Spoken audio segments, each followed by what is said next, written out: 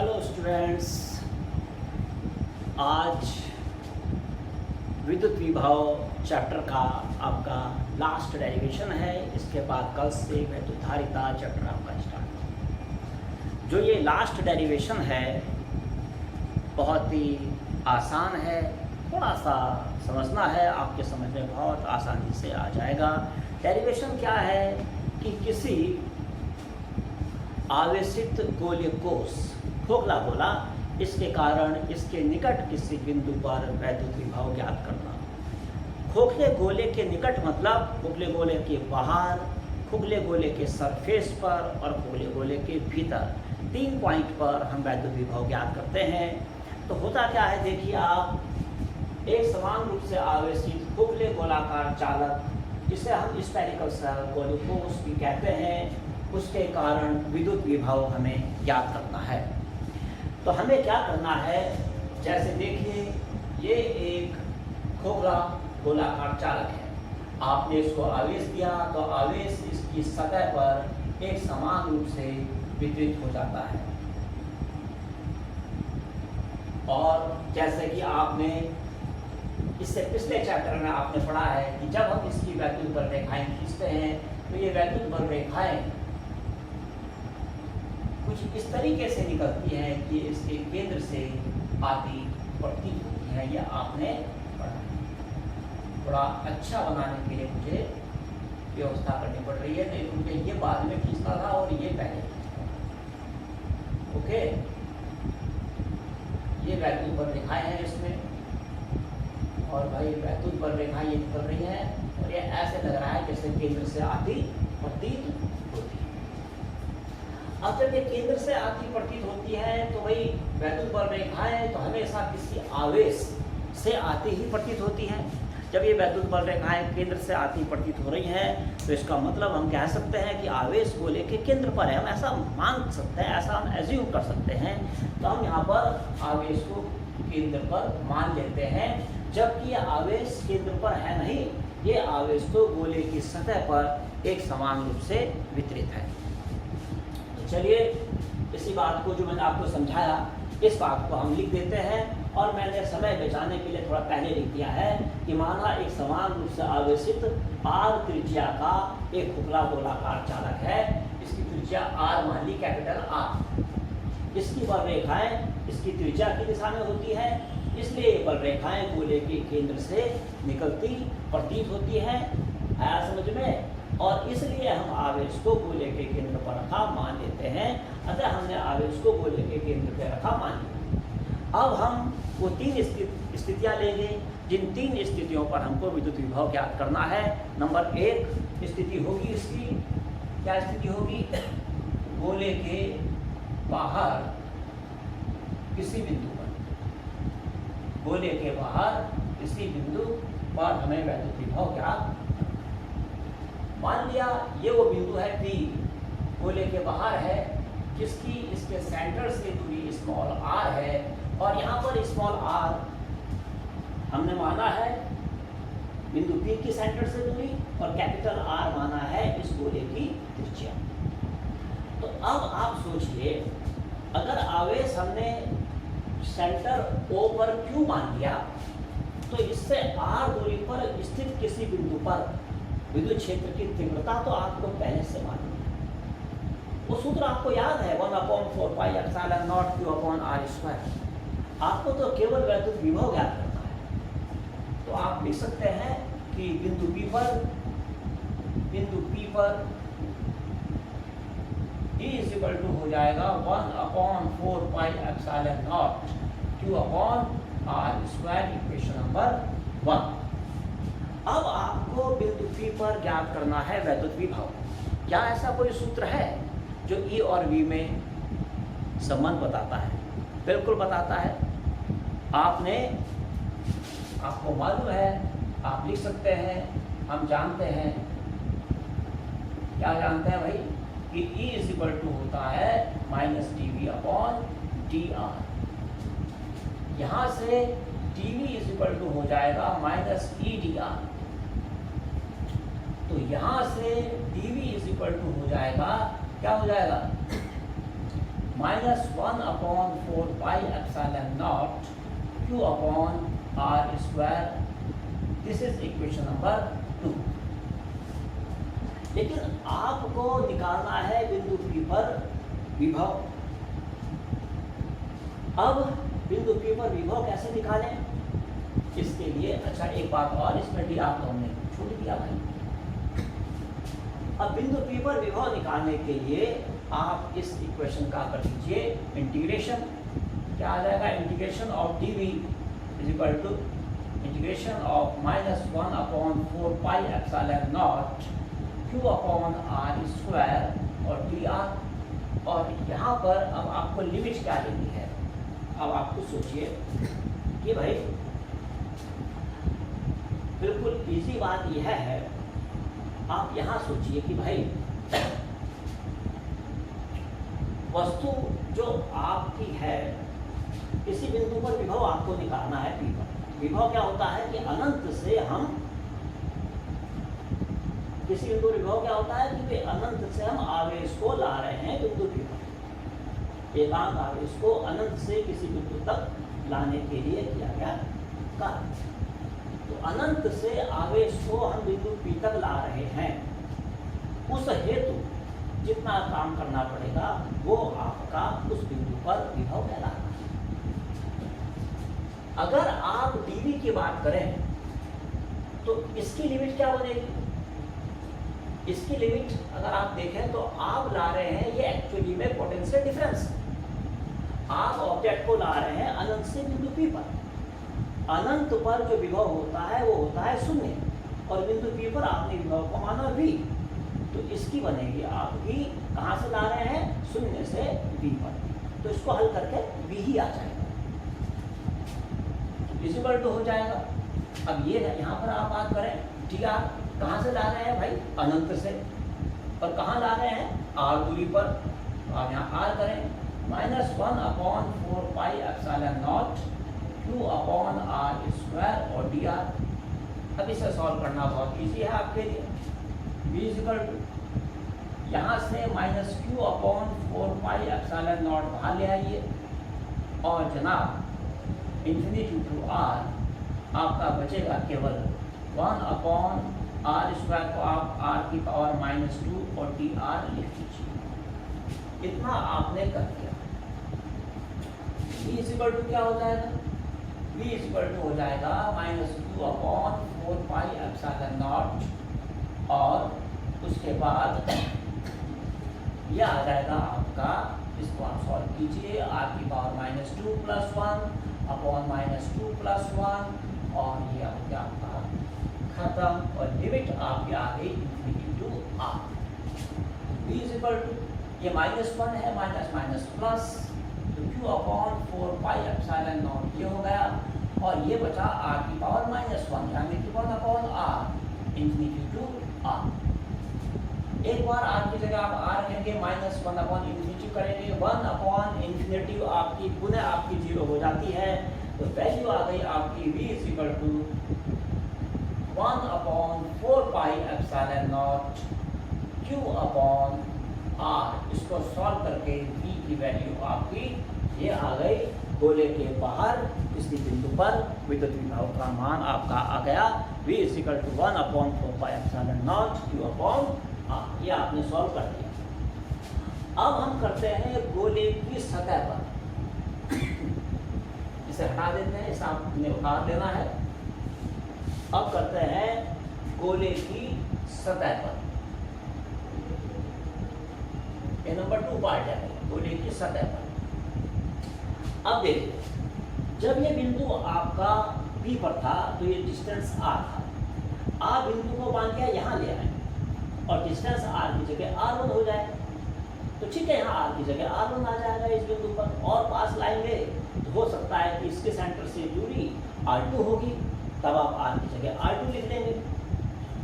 लेकिन जब आप इसको लाते लाते सतह पे लाएंगे तो r की जगह डिस्टेंस कितना हो जाएगा? Capital R। तो फिर हम यहाँ r की जगह कैपिटल R लिख लेंगे। हमें कुछ नहीं करना है, r equal to capital R रखने पर ऐसे लिखना है और गोले की सतह पर v इक्वल टू हो जाएगा 1/4 pi epsilon not q upon capital R। ये भी आपकी समझ में आ गया। इक्वेशन पता नहीं कौन सी मानी थी मैंने, 1 2, चलो जो भी है भाई आप देख लेना, इक्वेशन वो साफ हो चुका है, तो इक्वेशन आप खुद देख लेना। ये हो गया गोले की सतह पर। तीसरी बात आती है भाई गोले के भीतर। अगर बात करें गोले के भीतर किसी बिंदु पर, तो भाई हम जानते हैं कि गोले के भीतर कोई अचालक गोला हो, जैसे चालक गोला है, चालक गोला है, तो चालक गोले के भीतर किसी भी बिंदु पर विद्युत क्षेत्र की तीव्रता E का मान 0 होता है, या आप पहले पढ़ चुके हैं। तो हम लिखेंगे कि चालक गोले के भीतर किसी भी बिंदु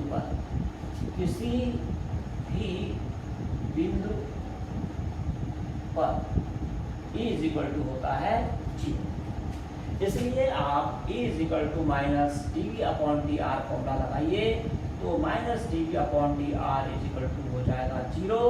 it means dV equal to हो गया आपका 0। इट मीन्स V आपका हो गया नियतांक, कांस्टेंट। ओके, सिंपल मैथ है बिल्कुल, कि कांस्टेंट का ही डिफरेंशिएशन आपका क्या होता है, 0।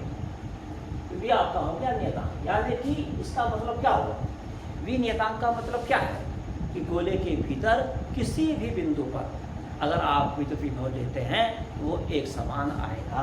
तो हम इसे क्या लिखेंगे, अब पता नहीं यहाँ नीचे लिखे ना लिखे, मैं यहाँ लिख देता हूँ। इसलिए गोले के भीतर किसी बिंदु पर विभव क्या होता है, समान होता है। तो गोले के भीतर किसी भी बिंदु पर विभव समान होता है, और इसका मान क्या होगा, जिसका मान, मैं लेता हूं जिसका मान कितना होगा, इसका मान हो जाएगा जो गोले की सतह पर है। गोले की सतह पर है, ये गोले की सतह से बिल्कुल थोड़ा सा कम, लगभग यही होगा। तो गोले के भीतर अब हर बिंदु पर विभव समान है, तो गोले के भीतर विभव का मान हो गया V = 1/4πε0 Q/R। ये ही होगा। आया समझ में आपके? स्पष्ट है कि गोले की सतह पर विभव का मान यह है, तो गोले की सतह से बिल्कुल कम दूरी पर अगर आप लेंगे अंदर की तरफ, तो वो भी यही होगा। तो इसलिए आपकी समझ में आ गया कि अब गोले के अंदर हर बिंदु पर विभव समान है, तो इसलिए भाई गोले के अंदर हर बिंदु पर विभव यही होगा। तो ये अब आपका स्पष्ट हो चुका है। अब आप इसको उठा लीजिए।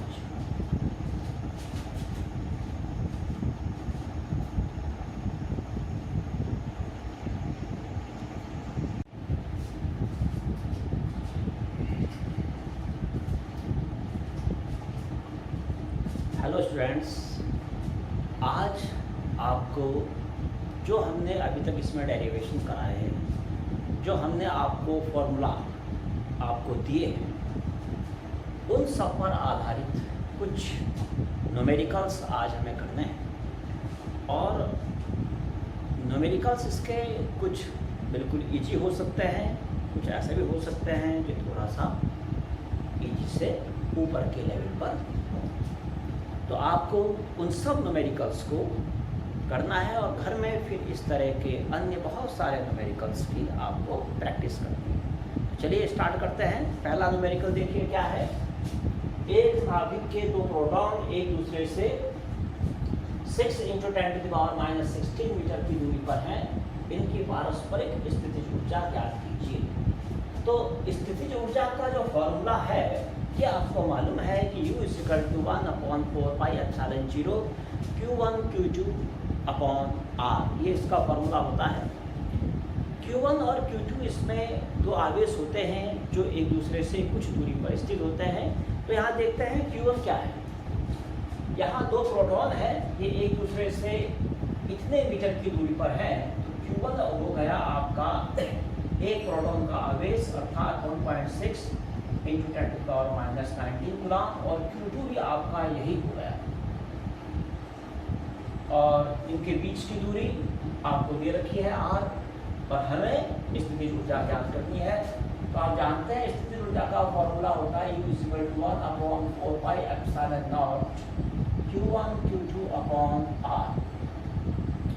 तो इसकी जगह 9 × 10⁹ आप लिख सकते हैं। आपको 1/4πε0 की वैल्यू याद है, और इसका मात्रक भी आपको मालूम है, Nm²/कूलम्ब²। और उसके पश्चात Q1 की जगह 1.6 × 10⁻⁻19 लिखिए, Q2 की जगह भी सेम आप यही लिख दीजिए, और अपॉन R अर्थात इनके बीच की दूरी हो जाएगी 6 × 10⁻16। क्लियर? अब इसे सॉल्व कर दीजिए।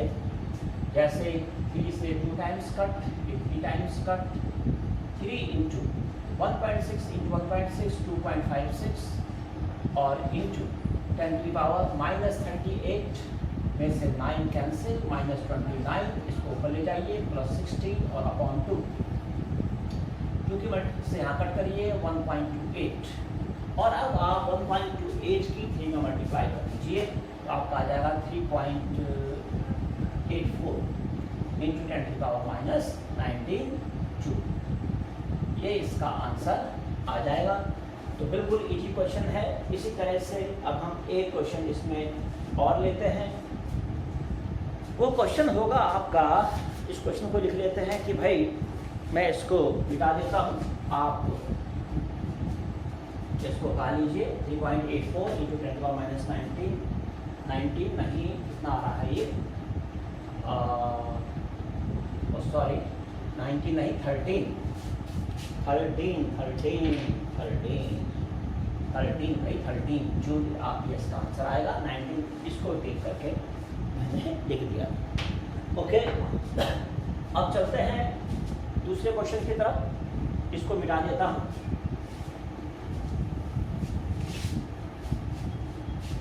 दूसरा क्वेश्चन लेते हैं। यह है हाइड्रोजन परमाणु में इलेक्ट्रॉन प्रोटॉन के परितय 5.3 × 10⁻⁻11 मीटर त्रिज्या के वृत्ताकार पथ में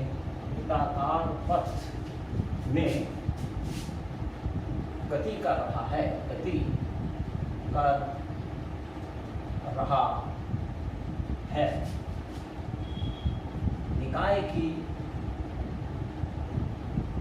स्थितिज ऊर्जा ज्ञात कीजिए। स्थितिज ऊर्जा ज्ञात कीजिए। और इसमें आपको दे रखा है कुछ खास नहीं, वो आपको पहले से मालूम है। एक इलेक्ट्रॉन का आवेश और एक प्रोटॉन का आवेश, ये आपको मालूम है कि दोनों ही 1.6 × 10⁻⁻19 कूलम्ब होते हैं, एक प्लस में एक माइनस में। तो चलिए इसको सॉल्व करते हैं। इसमें आप Q1 क्या लिखें? देखिए इसमें ऐसा है, इलेक्ट्रॉन प्रोटॉन के परितय चक्कर काट रहा है। आप ये समझ लीजिए जैसे कि ये आपका एक नाभिक है, सॉरी ये आपका परमाणु है, यहाँ प्रोटॉन है और यहाँ इलेक्ट्रॉन है, और इनके बीच की थोड़ी सी दूरी है r। तो ये आप Q1 मान लीजिए, ये आप Q2 मान लीजिए। तो आप समझ रहे हैं कि Q1 हो जाएगा 1.6 × 10⁻⁻19 कूलम्ब, और Q2 भी इतना ही होगा, लेकिन माइनस में होगा इलेक्ट्रॉन का आवेश। और R आपको मालूम है 5.3 × 10⁻⁻11 मीटर, R आपको मालूम है। तो अब हम इसमें इजीली इसकी ऊर्जा U निकाल सकते हैं। 1/4πε0 × Q1 Q2 अपॉन R करते हैं 9 × 10⁹ इसका आंसर आ जाएगा। और उसके पश्चात आपका Q1 आ जाएगा जनाब, आपका Q1 कितना है भाई, 1.6 × 10⁻⁻19, और Q2 -1.6 × 10⁻⁻19 और अपॉन करिए और r 5.3 इंटू 10⁻⁻11 कर दीजिए। अब इसको आपने सॉल्व करना है।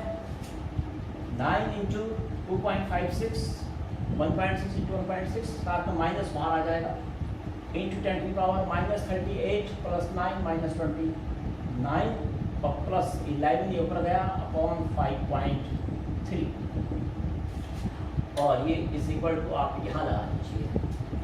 इसे आप कट कर दिए। पहले आप 9 से यहाँ इजीली 2.56 से लगभग 2 टाइम्स से डिवाइड होगा भाई, ओके।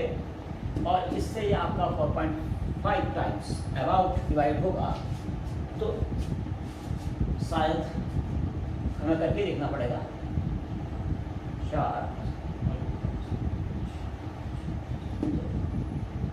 20.24 माइनस में इंटू 10⁻⁻18 अपॉन 5.3 ये आ गया जनाब। अब आप 5.3 की इसमें डिवाइड कर दीजिए। डिवाइड करना आपको आता है, मैं इसका डायरेक्ट इसका आंसर देख लेता हूँ और इसका आंसर आ जाएगा 4.34। कुछ गड़बड़ हो रहा है, 4.34 तो नहीं आना चाहिए ये। 23 ये, और जब आप इसे कट करोगे तो आ रहा है -4.34 इंटू 10⁻⁻18 जूल। ये आपका इसमें आंसर आ रहा है। ऐसे आपने इसको करना, ओके। इस तरह से आप इसे करिए और चलिए आगे चलते हैं। एक आध न्यूमेरिकल और लेते हैं, आप तब तक इनको बता दीजिए।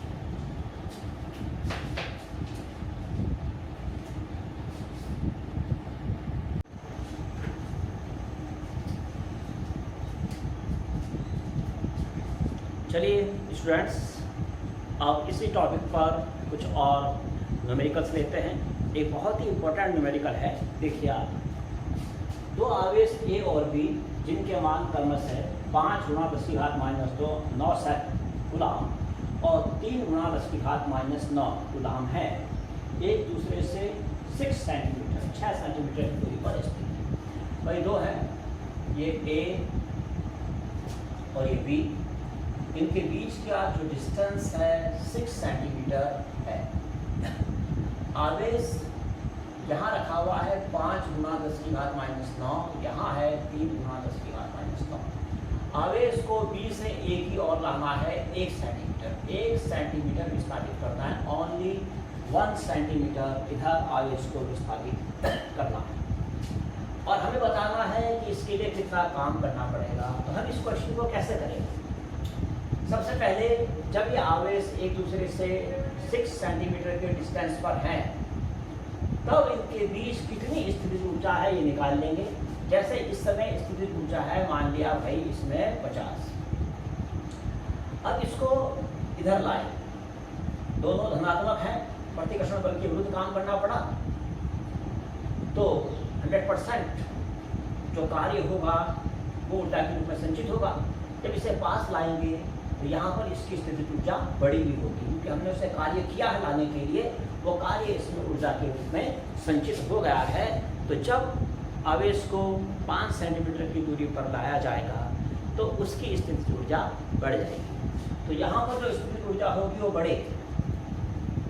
मान लिया इस केस में, पहले केस में U1 है, और जब यहाँ लाए इसको भाई C पर, तो इन दोनों के बीच स्थितिज ऊर्जा मान लिया अब U2। तो अब कार्य कितना करना पड़ा? कार्य करना पड़ेगा जैसे भाई इन दोनों के अंतर के बराबर। कैसे? जैसे यहाँ पर स्थिर ऊर्जा है 50, यहाँ आने में हो गया, यहाँ पर हो गई स्थिर ऊर्जा 60, ठीक है। तो हमने जो 10 हमने जो कार्य किया, तो इसमें जो स्थिर ऊर्जा जो इसमें जुड़ी है वो 10 जुड़ी है। आई बात समझ में? संयोजन में जो स्थितिज ऊर्जा जुड़ी है वो 10 जुड़ी है। 10 कैसे जुड़ी है स्थिर ऊर्जा? 10 कैसे प्लस हुई है? वो इसलिए प्लस हुई है क्योंकि हमने आवेश को एक दूसरे के पास लाने के लिए कार्य किया है 10 जूल। और वही कार्य उसमें स्थितिज ऊर्जा के रूप में संचित हो गया है। तो इस तरीके से किया जाएगा। तो क्या करना है दोबारा समझिए आप, पहले स्थितिज ऊर्जा निकाल देनी है ए और बी पॉइंट्स पर जब आवेश है तब, और बाद में स्थितिज ऊर्जा निकालनी है ए और सी पॉइंट्स पर जब आवेश है तब, और बाद वाली ऊर्जा से पहले वाली ऊर्जा को माइनस कर देना है। जो आएगा वो ही क्या आएगा, किया हुआ कार्य। ओके, तो चलिए करते हैं। तो किया गया कार्य बराबर किया गया कार्य U बराबर हो जाएगा 1 अपॉन, चलो एक काम करो, U2 माइनस U1। U2 कितना है 1 upon 4 pi epsilon not U1 Q2 upon R की जगह U2 कौन है, ये जो ज़्यादा है 5 वाला है डिस्टेंस था, 5 गुणा 10 की घात -2 मीटर, सेंटीमीटर को मैंने मीटर में कन्वर्ट कर दिया, minus 1 upon 4 pi epsilon not Q1 Q2 upon 6 into 10⁻² metre. Okay, ये -2 क्यों आया भाई, सेंटीमीटर को मीटर में कन्वर्ट कर दिया। चलो सॉल्व करते हैं। 9 इंटू 10⁻9 इंटू Q1 की जगह 5 गुणा 10 की घात -9, Q2 की जगह 3 गुणा 10 की घात -9 अपॉन 5 गुणा 10 की घात -9। इससे माइनस करिए 9 इंटू 10⁻9, मैंने गलत कर दिया है, थोड़ा सा इसको ऐसे क्या होगा, ज़्यादा बड़ा हो जा रहा है, इससे नहीं करते हैं, कॉमन ले लेते हैं यहीं पर। अरे 1 upon 4 pi epsilon not common लीजिए, Q1 Q2 कॉमन लीजिए, 1 upon 5 into 10⁻² minus 1 upon 6 into 10⁻², ऐसा करिए आप। अब यहाँ सॉल्व कर लीजिए, 9 इंटू 10⁻9 इंटू 5 इंटू 10⁻⁹ यहीं कर दो, और इंटू 3 इंटू 10⁻⁹, और भाई एलसीएम लीजिए 30 इंटू 10⁻², इससे 6 - 5 या तो 135 इंटू 10⁻⁹, देखो ये दोनों कैंसिल, ये इंटू 1 अपॉन 30 इंटू 10⁻², इसे सॉल्व कर देते हैं। 30 से 4.5, ये आ गया 4.5 इंटू 10⁻, इसको ऊपर लाइए 10⁻⁷ जूल। आंसर आ गया, जरा चेक कर लेते हैं आंसर, कि आंसर सही है, बिल्कुल सही है। इससे अब आप कर लीजिए। ओके, समझना आपके आ चुका होगा। एक और न्यूमेरिकल किया जाता है, ये भी बहुत इंपॉर्टेंट न्यूमेरिकल है, बहुत अच्छा न्यूमेरिकल। देखिए आप इसको भाई मिटा देता हूँ, ये आपने कर लिया होगा।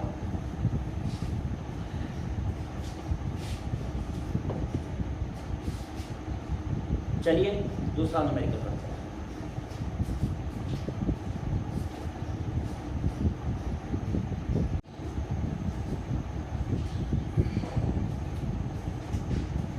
अब देखिए ये एक बहुत ही इंपॉर्टेंट क्वेश्चन। चित्र में 10 सेंटीमीटर भुजा वाले समबाहु त्रिभुज के शीर्षों पर रखे 3 बिंदु आवेशों के निकाय को पृथक करने हेतु आवश्यक कार्य की गणना कीजिए। मतलब क्या है, इस तरह से 3 आवेश रखे हुए हैं, +Q -4Q एंड Q, और एक ये सिस्टम बना है, एक निकाय बना है। अब इन आवेशों को इससे अलग करना है, दूर दूर कर देना है, भगा देना है दूर। तो भाई 100% इसने इसको आकर्षित कर रखा है, इसने इसको आकर्षित कर रखा है, तो एक सिस्टम बना हुआ है।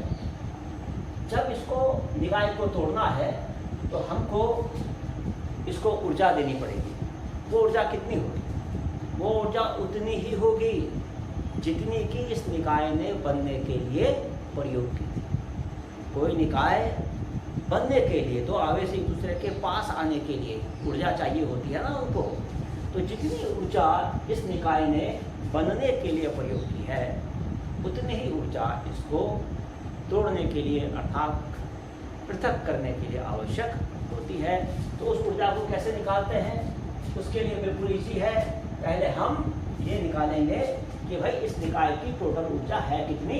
पहले अब इस निकाय में 3 युग्म है, 1 युग्म, 2 युग्म और तीसरा युग्म, ठीक है। जैसे ये AB वाला, BC वाला और AC वाला, ये 3 युग्म है। तो अब चलिए इस निकाय की पहले स्थिति ऊर्जा निकालते हैं और फिर पृथक करने के लिए आवश्यक कार्य सेकंड्स में आपको बता देंगे। तो स्थिति ऊर्जा कितनी आएगी निकाय की स्थिति ऊर्जा, U = 1/4 pi epsilon naught Q1 Q2 R12, ये।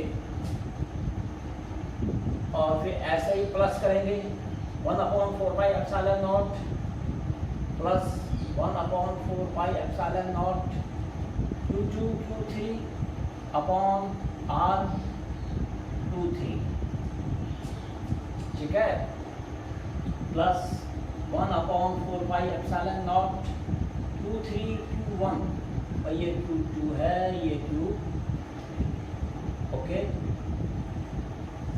Upon R31। चलिए ऊपर नीचे हो गया, ये हटा दें यहाँ से, कहीं आप कंफ्यूज हो जाए। 1/4 pi epsilon naught Q1 Q2 upon R1, 1/4 pi epsilon naught आप क्या करिए, कॉमन लीजिए, Q1 Q2 upon R12 plus Q2 Q3 upon R23 plus Q3 Q1 upon R31। कितना आ जाएगा देखिए, 9 × 10⁹। इसे सॉल्व करते हैं, Q × -4Q अपॉन, इस सेंटीमीटर में है भाई 10 सेंटीमीटर, तो 10 × 10⁻² प्लस Q2 की जगह -4Q × 2Q upon 10 × 10⁻² plus 2Q × Q upon 10 × 10⁻²। इस तरीके से इसे सॉल्व कर लेंगे। 9 × 10⁹ अपॉन, ये सब कॉमन आ जाएगा बाहर, 10 × 10⁻²। अरे आप इसे देखिए ना, 10⁻1 है, क्या हम लिख रहे हैं, कुछ हो गया, और ये आ गया -4Q² -8Q² प्लस 2Q²। तो ये आपका ऊपर जाएगा 9 × 10⁻10, और इसको सॉल्व कीजिए तो ये कितना हो जाएगा जनाब, ये हो जाएगा आपका -10 10Q²। तो क्या यहाँ Q की वैल्यू नहीं दे रखी है भाई, जरा देखते हैं क्वेश्चन में क्या Q की वैल्यू नहीं दे रखी है। ठीक है, Q की वैल्यू दे रखी है भाई यहाँ पर 1.6 × 10⁻10 गुना। तो बस अब यहाँ पर हम Q की जगह इसकी वैल्यू रख देते हैं, क्या आ जाएगा, 9 × 10⁻10 और into -10 into 1.6 into 10⁻10 का होल स्क्वायर, ऐसे तो सॉल्व कर लेते हैं। 9 × 10⁻, माइनस आ जाएगा,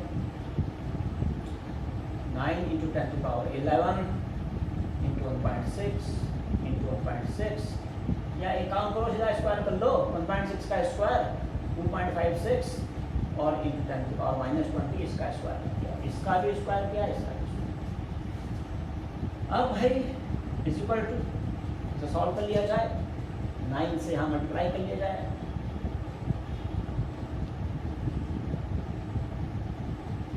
-23.04 into 10⁻9, ये आ गया जी आपका जूल। पहले इसे चेक कर लिया जाए कि क्या ये सही हो चुका है। बिल्कुल सही है जी, बस ये आपका आंसर आ जाएगा। इसको थोड़ा आप ऐसे लिख सकते हैं, अगर आप इसे स्टैंडर्ड फॉर्म में लिखें तो -2.3 into 10⁻, यहाँ आपने कम कर दिया, यहाँ बढ़ा दीजिए -8 जूल। तो ये है भाई इस निकाय की स्थितिज ऊर्जा। तो अब निकाय को पृथक करने के लिए कार्य कितना होगा, इसलिए निकाय को पृथक करने के लिए या कार्य, ये कार्य कितना हो जाएगा जनाब?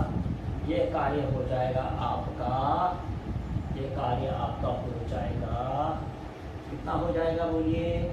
बस केवल जैसे माइनस में है ना, इसका अपोजिट, मतलब निकाय को बनाने में इतनी, निकाय की स्थिति ऊर्जा इतनी है, यानी कि जब निकाय बना था तो उसने इतनी ऊर्जा प्राप्त करी, तो अगर तोड़ना हो तो इतना ही कार्यभार से करना पड़ेगा, तो वो आपका इतना ही कार्यभार से करना पड़ेगा, लेकिन वो प्लस होगा 2.3 × 10⁻⁸ जूल।